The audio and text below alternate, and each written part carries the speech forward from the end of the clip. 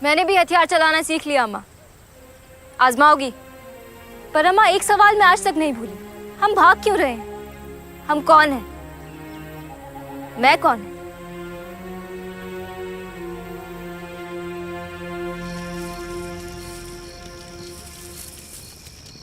ये तो घास है। इसे मुंह में रख। अम्मा, अगर उत्तर चाहती है तो इसे मुंह में रख।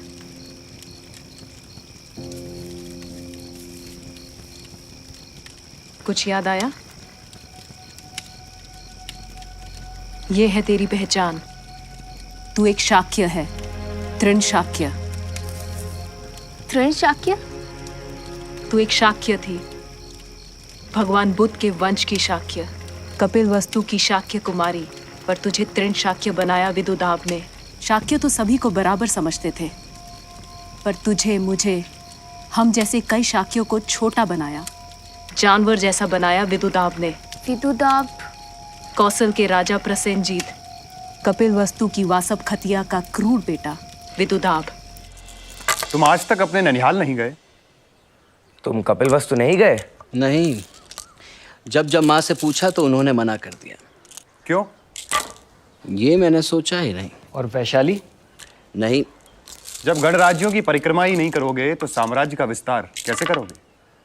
गण और जनपदों की परिक्रमा व्यापार के लिए तुम जैसे श्रेष्ठी और श्रेष्ठी पुत्र करते हैं। मैं प्रसेनजीत का पुत्र हूँ, राजपुत्र। जब चाहूंगा कपिलवस्तु जैसे गणों से मेरी परिक्रमा करवा लूंगा। कितने हैं गणतंत्र? वैशाली के लिच्छवी और मिथिला के विदेह, कपिलवस्तु के शाक्य, रामग्राम के कोलीय, पिपलीवन के मौर्य, कि सुनारा और पावा के मल्ल, केसपुत्र के कालाम, अलकप के बुली और सुनसुमारा के भग्ग। कहाँ हैं उत्तर वैदिक काल के गणतंत्र कुकुर, भोज और सुराष्ट्र? शाक्य गण तो कौशल की जागीर है, मेरी जागीर है। और दूसरे गण और गणसंघ कब तक बचे रहेंगे? जो कौशल से बच गए तो मेरे बहनोई मगध सम्राट अजातशत्रु से उन्हें कौन बचाएगा? उत्तरा पथ पर ध्वज लहराएगा विदुदाब, या विदुदाब की बहन वजीरा के पुत्र का। तुम्हारे आचार्य ने तुम्हें गणतंत्रों का इतिहास तो खूब रटाया है, पर तुम्हें क्या लगता है कुमार विदुदाब कि राजतंत्र गणतंत्रों का विनाश करेंगे और दूसरे महाजनपद चुप रहेंगे? कौन सा महाजनपद कौशल या मगध के मार्ग में आएगा? एक नाम तो बताओ। चलो अब देखता हूं तुम्हें तुम्हारे आचार्य ने कितना पढ़ाया है। महाजनपद 16 है ना? चलो 16 के सिर्फ नाम बता दो, तो जितनी जगह तुम घेर कर बैठे हो उतनी सोने के सिक्कों से पाट दूंगा। कुमार, मुझे अपना सोना मत दिखाओ। मेरे पितामह ने तुम्हारे बड़े भाई कुमार जैत के वन को खरीदने के लिए सोने से पाट दिया था। नाम बताओ। सम्राट अजातशत्रु से युद्ध करने के लिए मेरे पितामह ने तुम्हारे पिता सम्राट प्रसेनजीत को युद्ध की लागत दी थी। नाम बताओ। तुम्हारा अहंकार ही तुम्हारे नाश के लिए काफी होगा, मगर फिर भी सुन लो। काशी, कौशल, अंग, मगध, वज्जी, मल, चेदी, वत्स, कुरु, पांचाल, मत्स्य, सुरसेन, अश्मक, अवंती, गांधार और कंबोज। पर तुम्हारा नाश का कारण होगा सिर्फ एक गणतंत्र। सृष्टिपुत्र को रोक लीजिए कुमार। हमारे शाक्य गण में 80,000 परिवार थे। संतागार में हमारी सभा होती थी। शाक्य गण राजा का मुखिया गण मुख्य, गणपति, गण राजा या गणज्येष्ठ कहा जाता था। विदुदाब ने सब नष्ट कर दिया। चातुमा, सामगाम, खोमदुस, सीलावती, मेतलूप, उलुम, देवदह, सक्कर हमारे नगर थे। हमारे गणराज्य की परिषद थी, उसमें 500 सदस्य होते थे। गांव का कारोबार गांव में खुली सभा या पेड़ों के झुरमुट में होता था। संतागार में होने वाली सभाओं के संविधान और नियम थे। संतागार में ठीक से आसनों की व्यवस्था के लिए आसन प्रज्ञापक होता था। सभा में सदस्यों की आवश्यक संख्या रहे, गणपूर्ति रहे, इसके लिए गणपूरक होता था। सभापति या विनेधर नटी या ज्ञाप्ति की स्थापना करता था। उसके बाद सदस्य उस पर खुली बहस करते थे और जो भी प्रतिज्ञा या निर्णय होता था उसे सबके सामने एक बार और कभी कभी 3 बार पढ़ा जाता था। कोई आपत्ति ना हो तो प्रतिज्ञा पारित समझी जाए। आपत्ति है। और किसी को? परिषद में मतभेद होने पर या संवाद होने पर पंचों की समिति एक मत या निर्विरोध मत पर पहुंचने की कोशिश करती थी। शाक्य इसे उपवाहिका कहते थे। पंचों की समिति को उबाहिका की आशा नहीं है और ना ही ज्ञाप्ति। आम सहमति से पारित हो ऐसा संयोग दिखाई दे रहा है। इसलिए मैं इस प्रस्ताव पर छंद मांग रहा हूं। छंद यानी मतनामा? हाँ, हर सदस्य अपने अधिकार का खुलकर प्रयोग करता था। हर सदस्य को अलग अलग छंद या मत के लिए अलग अलग रंगों की लकड़ी की पतली शलाकाएं दी जाती थी। शलाका गाहपक नाम का अधिकारी सभी छंद जमा करता था। गणपति या विनयधर छंदों की गिनती करते थे। ये भू या सिक ममम या बहुमत की विजय होती थी। एक बार प्रस्ताव पारित हो गया तो दोबारा उसे परिषद के सामने नहीं रखा जा सकता था। जो भी प्रतिज्ञा या निर्णय ध्वनि मत से हो उसे ही कानून या संघ कर मान लिया जाता था। यह पूरी प्रक्रिया लिखी और सुरक्षित रखी जाती थी। बौद्ध संघ की रचना भी गणराज्यों से प्रेरित है। व्यवसायियों ने भी अपना संघ, निकाय, निगम या श्रेणी कहे जाने वाले संगठनों की रचना शाक्य गणराज्य के गणतंत्र के आधार पर की थी। ऐसा था हमारा शाक्य गणतंत्र, जिसे विदुदाब ने तहस नहस कर दिया। वह दुष्ट यह नहीं समझ सका कि एक कपिल वस्तु के विनाश से मनुष्यता की गणतंत्र की आवाज नहीं थमेगी। वृषणी और अंधक गण संघ को मिटाने की जरासंध और कंस ने क्या क्या कोशिश नहीं की, पर गण संघ नहीं मिटे। वे बराबर लड़ते रहे अपनी पहचान के लिए। कोई आक्रांता गणतंत्र नहीं समाप्त कर सकता। काश वे समझ पाते कि मनुष्यता का इतिहास राजतंत्र से गणतंत्र की ओर बढ़ने का है। लेकिन अपने ही नैनीहाल को नष्ट करने का कोई तो कारण रहा होगा माँ। कारण हो ना हो, मनुष्य कारण ढूंढ लेता है। भगवान बुद्ध और महावीर को मानने के कई कारण हैं, न मानने के भी कई कारण हैं। विदुदाब ने भी अपना कारण ढूंढ लिया। अपनी माँ वासव खतिया के न चाहने पर भी एक दिन विदुदाब अपने ननिहाल जा पहुंचा।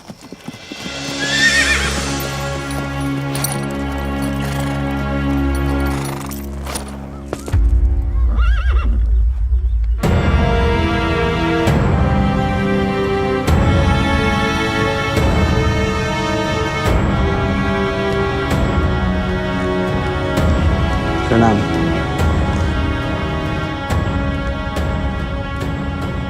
प्रणाम नाना। शाक्य गण में तुम्हारा स्वागत है बेटा। ये शाक्य गणराज्य का संथागार है। यहाँ सभी गण मिलकर गणराज्य की व्यवस्था संभालते हैं। शाक्य गण की व्यवस्था कुछ अजीब नहीं है नाना? गणतंत्र और राजतंत्र में हमेशा से अंतर रहा है बेटा। वह तो मैं भी देख रहा हूं। जब से मैं कपिलवस्तु आया हूं, सारे संबंधियों से मिला। मैंने सबकी वंदना की, सबकी, पर किसी ने मेरी वंदना नहीं की। शाक्य गण में बड़े छोटों की वंदना नहीं करते। क्या पूरे कपिलवस्तु में कोई मुझसे छोटा नहीं है? पूरे नगर में कोई विदुदाब से उम्र में छोटा नहीं है ना? सैकड़ों हैं। तो वे कहाँ हैं? नगर में, नगर के बाहर, गलियों में, बाग बागीचों में, राजप्रासाद में मुझे कोई नहीं मिला जो मुझे प्रणाम करता, मेरी वंदना करता। तुमसे छोटे सभी नगर से बाहर गए हैं ग्राम उत्सव के लिए गांव में।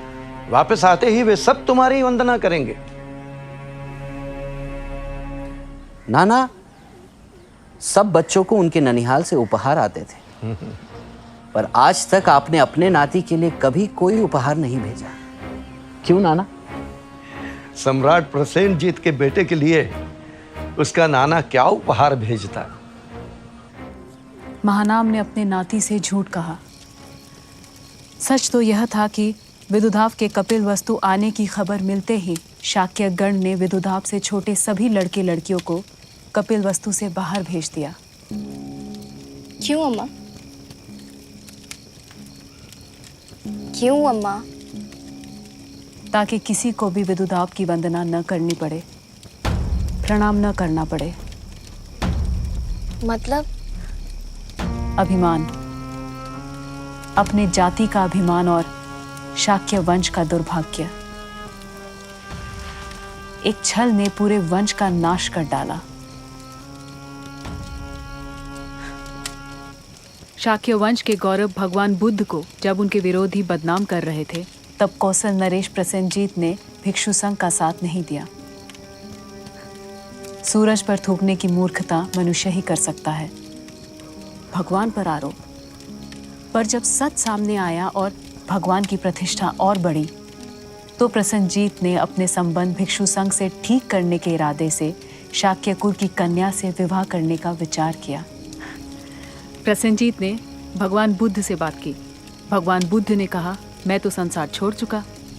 तब प्रसेनजीत ने अपने विवाह का प्रस्ताव कपिलवस्तु भेजा।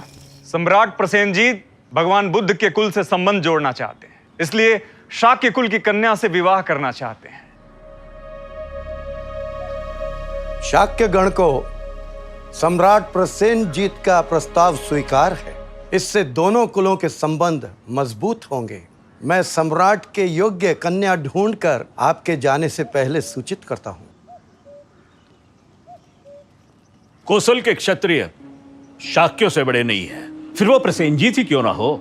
कौन शाक्य अपनी बेटी उसे देगा? दें तो भी समस्या, न दें तो भी समस्या।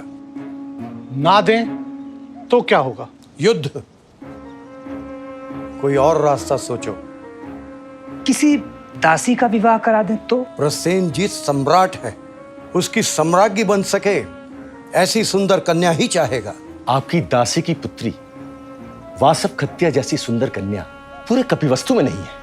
दासी से ही सही, आपकी बेटी है। संदेह करना राजा का स्वभाव और दूतों का कर्तव्य होता है।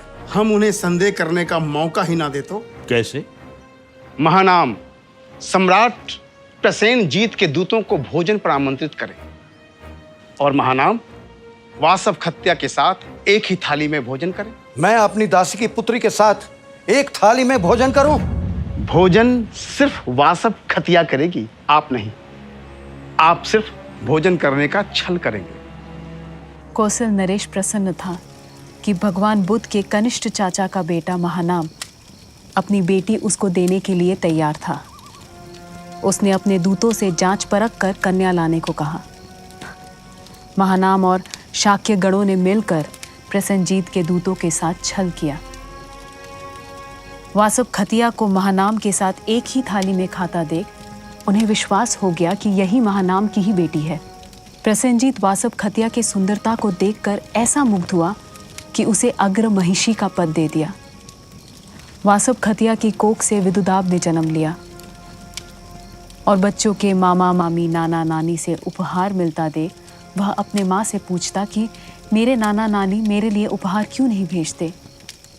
कपिलवस्तु बहुत दूर है, ऐसा कारण देकर वह उसके मन को बहला लेती। जब वो ननिहाल जाने की बात करता तो कोई ना कोई बहाना देकर उसे टाल देती। पर 16 वर्ष के विदुदाब से वह क्या बहाना बनाती। मन में कई सवाल लिए सबसे विदा ले वह श्रावस्ती की ओर चल दिया। शाक्य प्रसन्न थे, पर वह कहा जानते थे कि दुर्भाग्य उनका दरवाजा खटखटा रहा है। विदुदाब का एक सेवक अतिथि गृह में अपनी तलवार भूल गया था। जब वो तलवार लेने के लिए वापस गया, अरे ये क्या कर रही हो भणे? देख नहीं रहे हो सारे आसन और फर्श धो रही हूँ। क्यों? गणपति का आदेश है। कोई दासी पुत्र संथागार और कक्ष अपवित्र कर गया है। एक एक आसन धोना पड़ रहा है मुझे। सेवक ने विदुदाब को बताया। अपमान की आग में जल रहे विदुदाब ने प्रसेनजीत से पूछा, क्या मेरा पिता दास या दासी पुत्र है? प्रसेनजीत ने जैसे ही वासव खतिया से सवाल किया, सच सामने आ गया। उसी क्षण उसने दोनों माँ बेटे को अपमानित कर महल से बाहर निकाल दिया और उनसे सारे अधिकार छीन लिए। भगवान बुद्ध के समझाने पर प्रसेनजीत ने दोनों को फिर से स्वीकारा। पर उस दिन विदुदाब ने एक प्रतिज्ञा कर ली। जैसे मेरे द्वारा छुए गए आसनों को शाक्यों ने दूध से धोया, वैसे ही मैं एक दिन उन्हीं आसनों को शाक्यों के रक्त से धोऊंगा। प्रतिशोध की ज्वाला में जल रहे विदुदाब ने बरसों बाद पहले अपने पिता से अपमान का बदला लिया। उसने बूढ़े प्रसेनजीत को राज्य से विस्थापित कर दिया और कपिलवस्तु पर आक्रमण किया।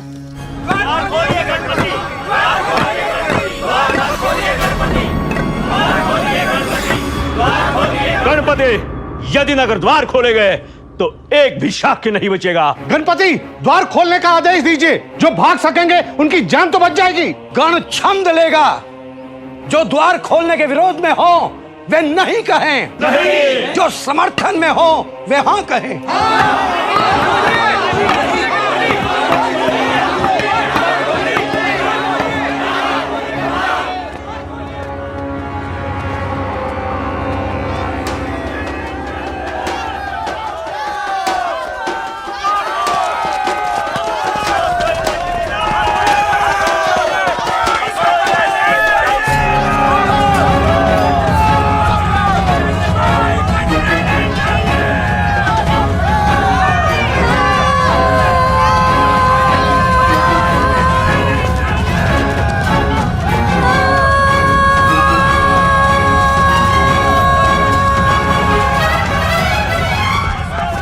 नाम क्या है तेरा?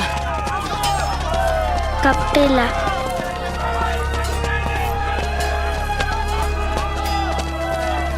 इसे मुंह में रख। अब जब तक मैं ना बोलूं मुंह मत खोलना।